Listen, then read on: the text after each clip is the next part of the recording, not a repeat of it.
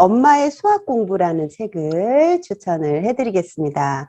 초등학교 교사분이신데 이분도 현장에서 느낀 바를 책에다가 실어놓은 것처럼 저도 현장에서 느낀 거를 부족한 부분들을 채워야겠다라고 생각해서 요리수 교재를 만든 거잖아. 그게 일맥상통했던 것 같아요.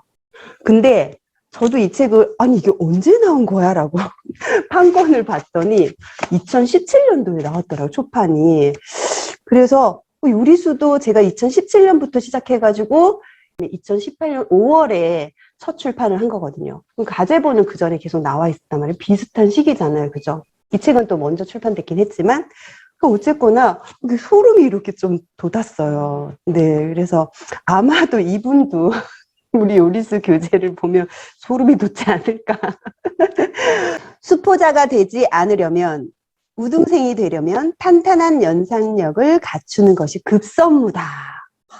너무 좋지 않아요? 그죠? 그 다음에 바로 뒷장에 초등학교 1학년 때부터 4학년 때까지 배우는 자연수의 사칙 연산을 완벽히 스터디한다. 스터디랜다. 계속 스터디 얘기하다 보니 마스터한다. 완벽히 마스터한다. 스터디하면 안 되고 마스터해야죠. 우와, 정말. 그래서 이 첫 장에 이런 말들이 있어서 오잉하고 이렇게 봤죠. 자녀의 수학 공부를 학교와 학원에 전적으로 맡기면 당신 아이가 수포자로 전락할 확률은 초, 중, 고로 올라갈수록 36.5%, 46.2%, 59.7%로 급증한대요.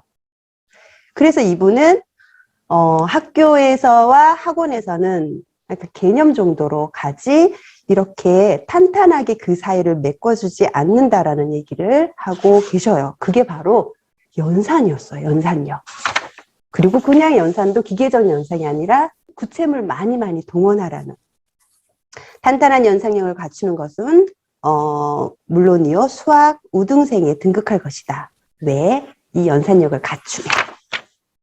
그래서 너무 재미있게 풀어놓은 것이 어떻게 시작이 되냐면 이제 1학년 1학기 5월에 첫 연산을 접해요. 1학년이 된 자녀가 처음으로 접하는 덧셈, 뺄셈 문제. 그쵸? 교과서는 불친절하기 그지없고 수업 시간은 턱없이 부족하며 진도는 쏜살같이 지나간다. 덧셈과 뺄셈의 향기와 풍미를 즐겨보려는 찰나 식사는 종료되고 식탁은 말끔히 정리된다. 이렇게 재밌게 쓰셨어. 이게 매력적이에요, 이분.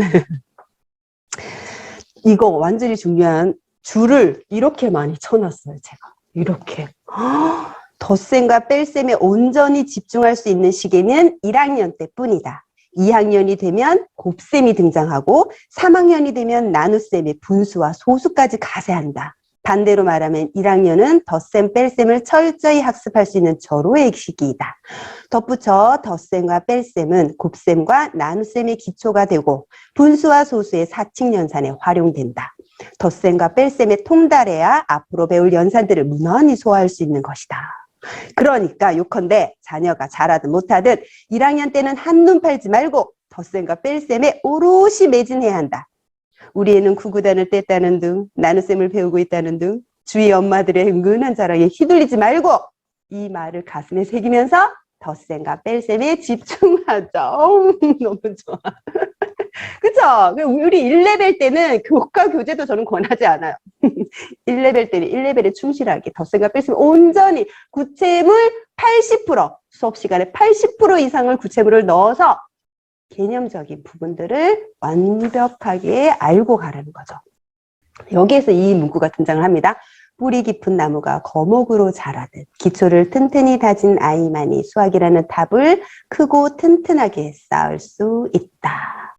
자, 그리고 그 다음에 이 말도 좋았어요. 그러니까 이분이 쓰는 멘트들이랑 저랑 조금 이렇게 말은 다르자 맥락은 비슷했던 것 같아요.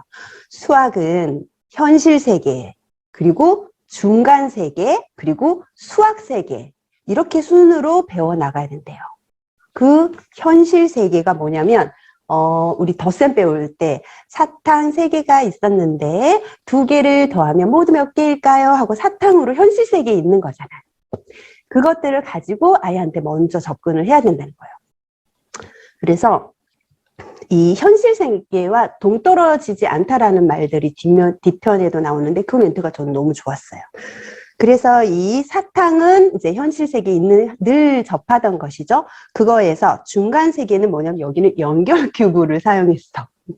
우리는 메스링크. 그쵸? 예, 똑같아요. 여기서도 한번 소름. 메스링크인데? 하고. 그래서 이 메스링크를 이런 것들을 왜 사용하냐, 연결큐브 이런 것들은 갑자기 현실 세계에 있는 사탕이 매일 있을 수도 없고, 그죠? 그런 것들을 구하기가 힘든데 구체물, 우리가 쓰는 개념 교구들 이런 것들은 이렇게 근방에서 가져올 수 있으니까 대체 상품인 거죠. 대체할 수 있는 거니까 그 다음에 수학 세계라는 곳으로 접근을 해야 됩니다. 대체물, 네, 중간 세계란 말을 집어넣었어요. 그리고 덧셈식은 덧셈 상황을 숫자와 부호로 바꾼 것이다. 맞죠? 덧셈식이라는 거. 이 현실 세계에서 이 덧셈 상황을 그냥 기호로 나타낸 것 뿐이에요. 바꾼 거라는 거죠. 그러니까 이거는 뭔가 뜬금없이 나타난 게 아니라 이거 현실 세계를 이렇게 연결해주는 기호로 그냥 바꾼 것이야. 의미를 곱씹어 보면 너무 좋은 것 같아요.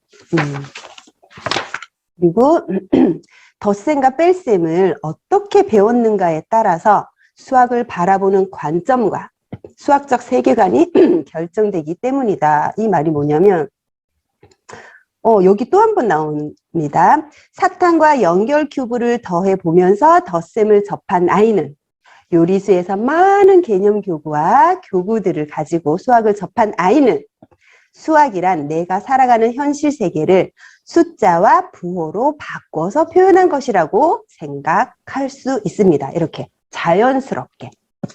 하지만 반면 오직 다 건너뛰고 식으로만 덧셈을 접한 아이는 수학은 내 삶과 동떨어져 있는 비현실적이고 아주 추상적인 것이라고 생각하니까 동떨어졌다고 생각을 하는 거죠. 두 아이의 차이는 겉으로는 드러나지 않지만 격차는 하루가 다르게 벌어지고 있으며 고등학교에 이르면 전혀 다른 눈으로 수학을 바라보게 됩니다. 여기에 대한 구체적인 설명 또 3개 쭉 있으니까 보시고요. 이것도 너무 좋아요. 초등학교 1학년 때 덧셈과 뺄셈을 어떻게 배웠는가에 따라서 수학적 세계관과 사고방식이 형성되고 이것은 훗날 우등생과 수포자를 가르는 결정적인 요인이 된다. 이제 두 번째 이야기입니다. 1학년 2학기가 되었어요. 9월입니다. 이때마다 저는 멘트가 기대돼. 여름방학이 지나가고 2학기가 시작되었다. 벚꽃이 필 무렵에 만났던 덧셈과 뺄셈은 국화꽃과 함께 다시 찾아왔다. 그 사이 아이들만 무럭무럭 자란 게 아니다. 되돌아온 덧셈과 뺄셈은 두 자릿수로 덩치가 커져버렸다. 부쩍 커버린 덧셈과 뺄셈을 무난히 상대하기 위해서는 다음 두 가지 지식을 알고 있어야 한다. 수는 각 자리마다 나타내는 값이 다르다. 그리고 0이라는 존재. 자리값에 대해서 중요하게 생각을 하고 있어요. 너무 중요하죠. 그래서 우리도 요리수에서도 자리가 두 자릿수로 늘어날 때 자리값에 대해서 굉장히 중요하게 생각을 해서 개념을 반드시 짚고 넘어가라고 말씀드립니다. 너무 좋아요. 그래서 자리값을 모르면은 숫자들만 더해 가면은 이제 그때부터 벌써 자리값을 알고 수를 대하는 아이와 그렇지 않은 아이와 벌써 그때부터 다른 길을 걷고 있는 거예요. 수학적 사고력을 키워주는 3단계 연산법이 있어요. 연결 큐브와 이 구체물을 통해서 이것을 배우고 연산의 원리를 이해했다면 학습의 중점을 빠르고 정확한 계산으로 옮기도록 한다. 이게 뭐냐면요. 개념을 익혔다면은 다져야 된다는 뜻이에요. 제가 조금 어휘력이 부족해서 맨날 다져야 된다고 말씀을 드리는데, 네, 여기서도 이걸 크게 중점으로, 그리고 더 재밌는 거는요, 암산을 해야 된다고 또 나와요, 뒷면에. 너무 일맥상통하죠, 그죠? 빠르고 정확한 계산으로 옮기도록 해야 된다는 거죠. 그래서 이 친구들이 이제 받아올림 쪽으로 넘어갑니다. 그래서 받아올림이 배울 때는 식을 만들어서 해야 되기 때문에 다양한 구체물로 식을 만들어서 덧셈식과 뺄셈식으로 나타내는 활동을 굉장히 많이 시키라고 해요. 학교에서는 몇 분만 하면 지나가 버리니까. 그래서 여기서는 다 어머님들 몫으로 돌려요. 어머님들이 해주셔야 됩니다. 어디에서도 배우지 않습니다. 라고 말씀을 드리는데 요리수를 보내면 됩니다.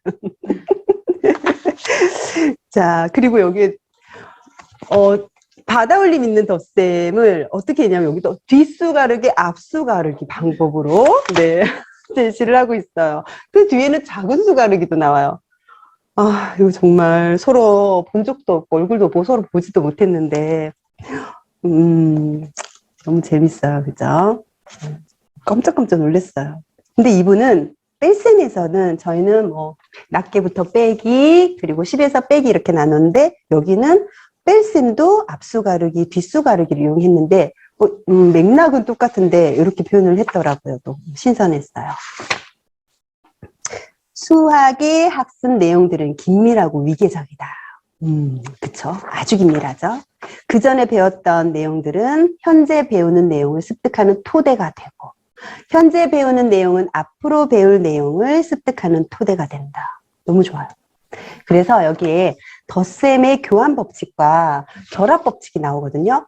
근데 뭐 1학년 때 이런 걸 이거 완전 중학교 1학년 과정과 짠 연결이 돼요.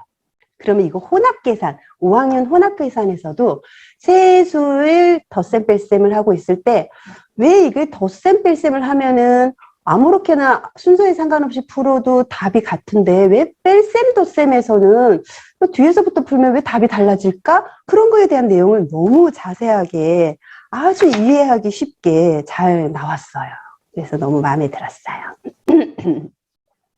이 말도 좋은데 수학 공부는 추상적이고 함축적인 수학적 언어를 해석하고 변환하고 연산하는 고도의 지적 활동이다. 좀 난해하긴 한데요. 너무 좋아요.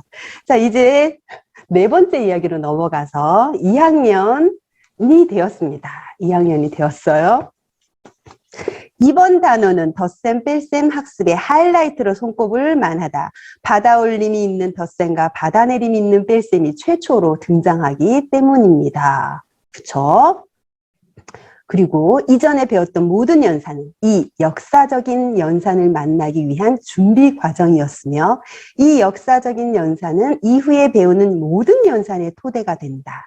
이번 단원을 철저히 배우고 익혀야 하는 까닭이다. 요리수로 말하자면 EA에 해당되는 내용입니다. 그렇죠? 그래서 수학적 사고력을 키우기 위해서는 수학 세계로 진입하기 전에 현실 세계와 중간 세계를 충분히 경험해야 된다. 그냥 개념 설명해 줬으면 넘어가면 큰일 납니다. 그죠? 교구 많이 사용하라는 얘기. 요리수에서만 할 수 있는. 기계적인 계산은 생각하는 힘을 소멸시키고요. 사고력의 결핍은 훗날 수학을 포기하게 만드는 요인이 됩니다. 네, 사고 연산을 강조를 하고 있습니다. 그리고 중간 세계를 충분히 경험해 주라는 이야기. 자, 덧셈과 뺄셈에 소홀하고 선행학습에 매진하는 부모들이 있는데요. 그쵸, 잘 들으셔야 된다는 거죠.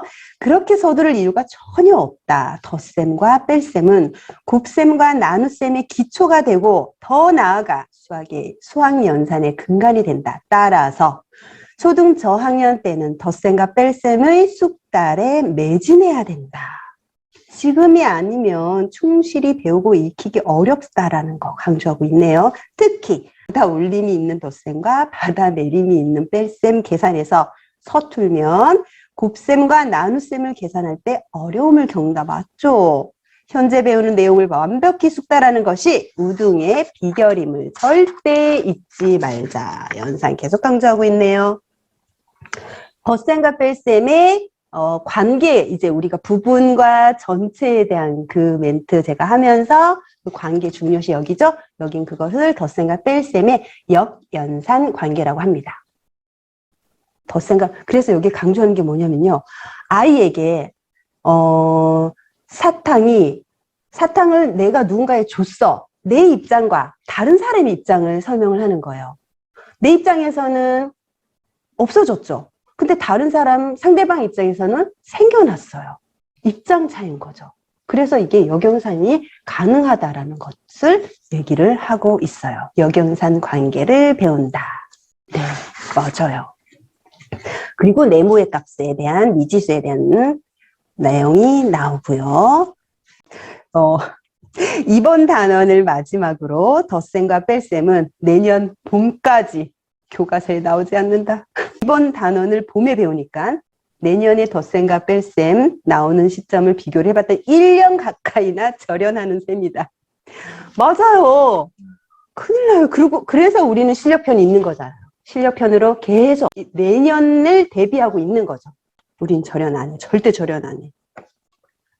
그래서 내년에 세 자릿수로 확장이 되면 오랜만에 배우고 숫자도 커지고 아이들은 덧셈과 뺄셈을 3년째 배우는데도 어려워한다. 3학년 때 배우는 덧셈과 뺄셈을 무난하게 소화하기 위해서는 1학년, 2학년 때 배웠던 덧셈과 뺄셈을 내년 봄까지 수시로 복습을 해야 된다. 어디서? 우리수는 실력편에서. 네. 이제 3학년으로 넘어갑니다. 덧셈과 뺄셈은 지금까지 4번이나 4단원을 배웠는데 이번에 또 배운다. 또 덧셈 뺄셈이냐고 궁성되지 말자. 덧셈과 뺄셈이라는 제목을 달고 나온 단원은 이번이 마지막이다. 지겹다는 볼멘 소리가 수긍되긴 하지만 우등 관문을 통과하려면 마지막 만남을 아름답게 마무리해야 한다 봅니다. 이번 너무 재밌으셔. 그래서 어떻게 나오냐면요. 여기 하이라이트예요. 학년이 올라가면서 학습 내용이 복잡해지면서 문제가 어려워지고 풀이 과정도 길어진다. 맞죠? 이때 문제풀이 과정을 빠짐없이 적다 보면 시간이 오래 걸리고 실수도 잦아진다. 그쵸?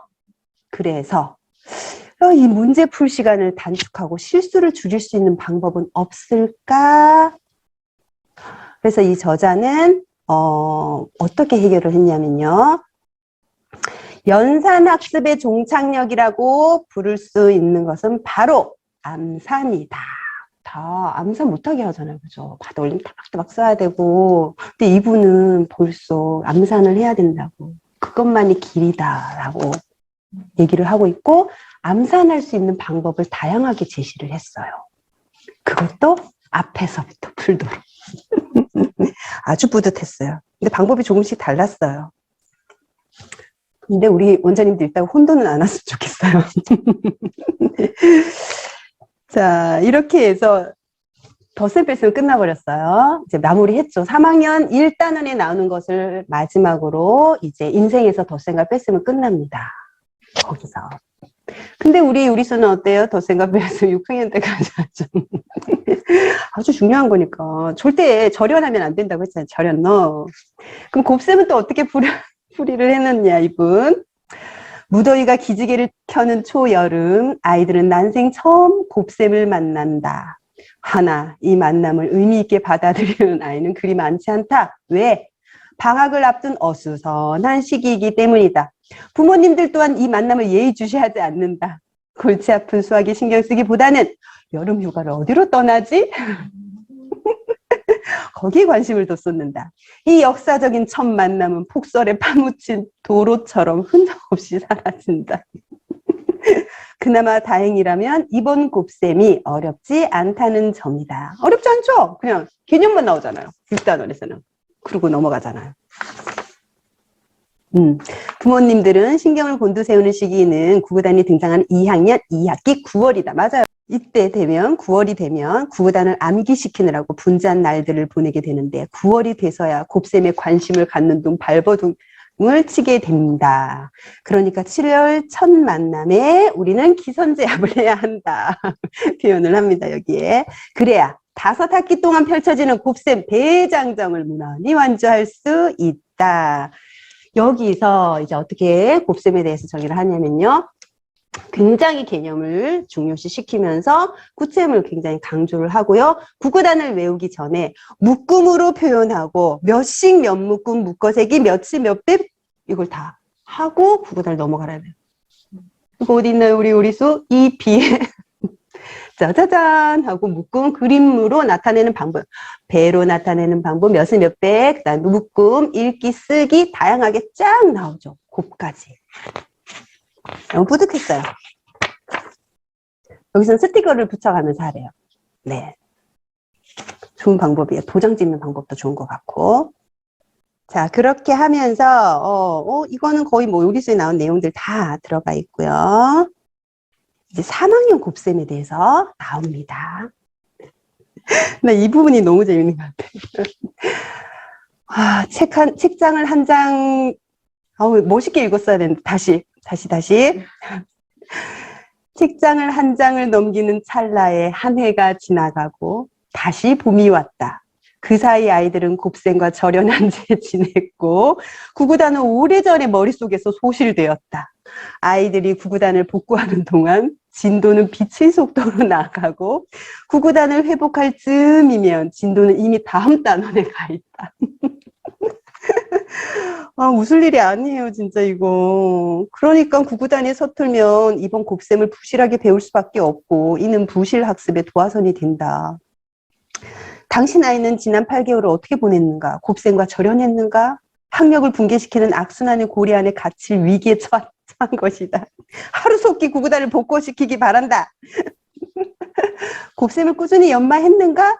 네, 우리 뭘로? 곱셈 구구표로 요리수는 다 했죠. 그랬다면 다행이다. 그간의 노고는 견고한 연상력을 갖추는 밑바탕이 되어줄 것이고 학력을 향상시키는 선순환의 고리를 만들어줄 것이다. 예. 자, 그래서 마무리는 어떻게 되냐면요.